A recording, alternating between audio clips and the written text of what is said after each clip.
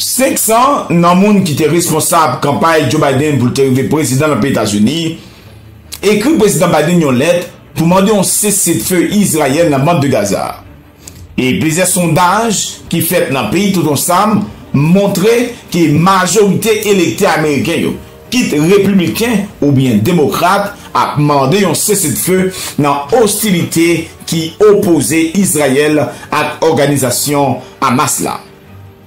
Plus passé, 500 anciens employés de campagne Joe Biden qui demandé au président américain Joe Biden pour le faire pression sur Israël pour yon suspend tirer dans la bande de Gaza. Il a fait des mandats à travers une lettre qui a été publiée sur Internet et puis qui était signée par anciens employés campagne Joe Biden dans l'année 2020. Moun qui a signé lettre ça, c'est 500 anciens employés de campagne Joe Biden ensemble avec le Comité national démocratique là, avec l'organisation Parti démocrate là dans le niveau État. Il y a quelques employés dans le monde qui ont signé seulement premier nom ou soit avec initial parce qu'ils ont été apparemment pour le gouvernement pas attaquer parce qu'ils ont été critiqués politique Israël là. Et de l'autre côté, le président de la Turquie, Recep Tayyip Erdogan, déclaré pas aucun accord que la Turquie a joué avec les États-Unis si Washington a considéré bande de Gaza fait partie d'un territoire qui appartenait à la nation Israël. Selon Erdogan, seul pays qui a influence sur Israël, c'est les États-Unis. Et tonton Sam doit reconnaître que bande de Gaza, c'est territoire palestinien, même si colon israélien t'a voulu mettre peuple palestinien dehors sous territoire ça. Erdogan a critiqué les Nations Unies à Conseil sécurité parce qu'il n'y a pas de jouer une solution pour la crise Gaza. Les organisations Nations Unies inefficaces et demandé une réforme dans le membre permanent avec le système veto. Ça qui pousse les responsables américains à déclarer qu'ils n'ont pas d'accord Israël occuper bande de Gaza après guerre. Ils n'ont pas d'accord de prendre une partie dans le territoire Gaza et ils n'ont pas d'accord de déplacer peuple Gaza pour voyer dans le désert Égypte là. Mes amis, je vais plus de détails sur tout dossier ça yon. Si vous pouvez faire ça, je vais inviter vous abonner et mettez un like et faites connaître dans qui pays, dans qui ville ou assister vidéo. Et pas oublier, cliquez dans la description vidéo. Ou pour écrit bleu, mais cliquez sur lui pour aller la Gazette Love là sur YouTube. À l'abonner à la Gazette sur YouTube. Maintenant, chaque monde qui a regardé la vidéo, au moins, bam, 3 partages sur remet travail la Gazette a fait.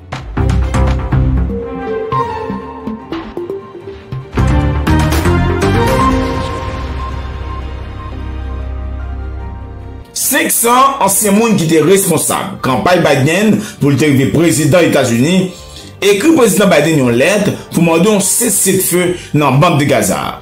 Plusieurs sondages qui fait dans le pays tout ensemble montrent que la majorité électée américaine qui républicain ou soit démocrate supporter un suspend tiré dans l'hostilité qui gagne entre l'armée Israël et l'organisation Hamas. Plus passé 500 personnes qui sont employés campagne Biden, demandé au président américain Joe Biden pour le faire pression sur allié qui c'est Israël pour qu'ils suspendent tirer dans la bande de Gaza.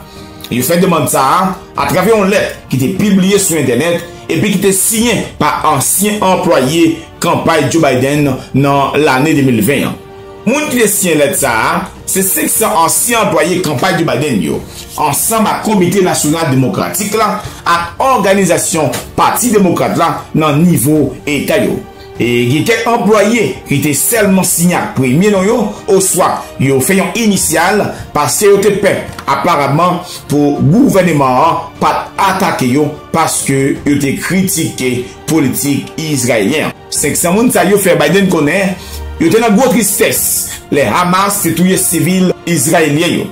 Mais après attaque ça yo pas d'accord pour Israël à tous les civils palestiniens ou tout. Yo continue pour demander au président Biden qu'il doit demander un cessez-le-feu. Ils ont échange d'otages avec des escalades et puis prendre mesures concrètes qui sont nécessaires pour adresser les conditions yo dans l'occupation apartheid avec nettoyage ethnique que Israël a fait sous peuple Palestine. On nous lit lettre là ensemble. Cher président Biden, Nous vous écrivons en tant qu'anciens de votre campagne présidentielle de 2020. Nous nous sommes battus sans relâche pour inciter des millions d'Américains à voter pour vous.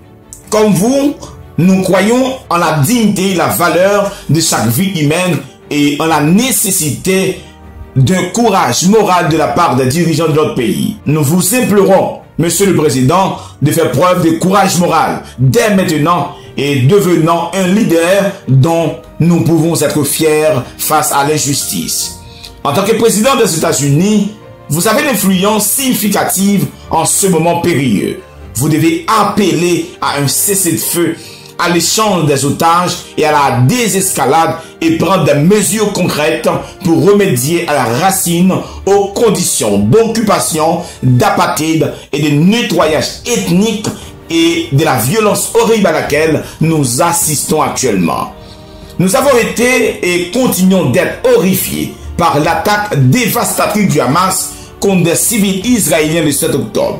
Pourtant, en ce moment de douleur, nous ne pouvons pas condamner la violence et le meurtre de certains civils tout en justifiant et en la permettant pour d'autres. À l'heure actuelle, le monde regarde avec tristesse et angoisse l'armée israélienne exercer une force dévastatrice sur 2,2 millions de Palestiniens à bande de Gaza.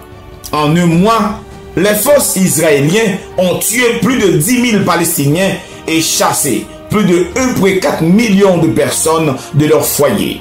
Et plus de 800 universitaires et praticiens des études sur les conflits du droit international et des études sur les génocides ont averti que les actions d'Israël à Gaza pourraient constituer un génocide. Save the Children estime que les bombardements israéliens tuent un enfant à Gaza tous les 15 minutes. Monsieur le Président, vous avez parlé en profondeur de la douleur, du chagrin insupportable lié à la perte de l'enfant. Nous avons été choqués et attristés de vous voir justifier la mort d'enfants palestiniens comme le prix à payer pour mener une guerre. Les principales organisations de défense des droits humains conviennent qu'Israël impose une punition collective aux 2 millions d'habitants de Gaza, dont la moitié sont des enfants, en privant de nourriture, d'électricité et d'eau. Maintenant, piégés dans une terreur constante pour leur vie et leur famille, les Palestiniens de Gaza sont confrontés à une menace existentielle urgente de la part de l'armée israélienne.